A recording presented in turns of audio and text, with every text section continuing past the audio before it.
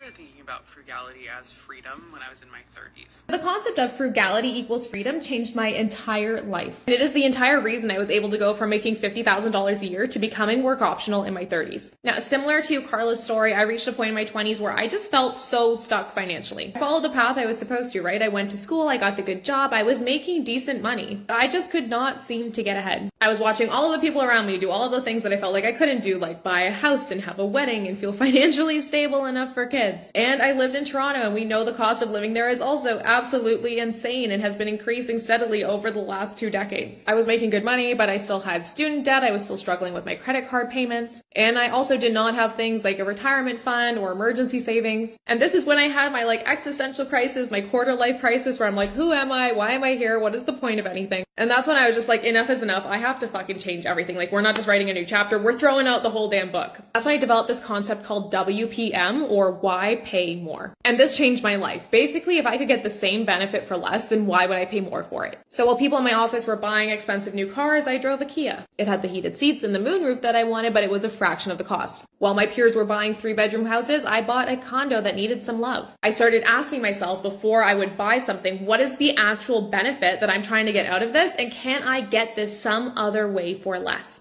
I learned how to negotiate so I could start making more money and then also pay less for the things that I needed. It seems small, but I would always bring my lunch from home. I would credit card hack so that I could travel. I still lived well. I didn't want for anything, but I lived frugally. And because I was frugal, I was able to set aside more money for the things that I actually wanted in my life, which was freedom. Now, a lot of people are going to call this sacrifice, but I don't see this as sacrifice if I am getting something better out of it. I ended up paying off my $40,000 of student loans in 18 months. I saved my first $100,000 by the time I was 25. I paid for my wedding in cash. That was beautiful, but frugal. And because I did the hard work in my 20s, that frugality turned into freedom in my 30s. Now I'm a millionaire and I still drive a Kia. I still shop around for rates when I go to the dentist. I still use credit card points to travel. I move somewhere with a lower cost of living so that my money goes further and I'm able to increase my quality of life without spending more. And it sounds so simple, but the key to getting ahead is truly just living on less than you make and investing the difference. And it is so important that you start young because money you save and invest in your 20s is worth twice as much as your 30s due to compound interest. If you want to learn more about ways to save money and make money without working harder, then check our link in bio. We have some free trainings and applications to work with me are now open.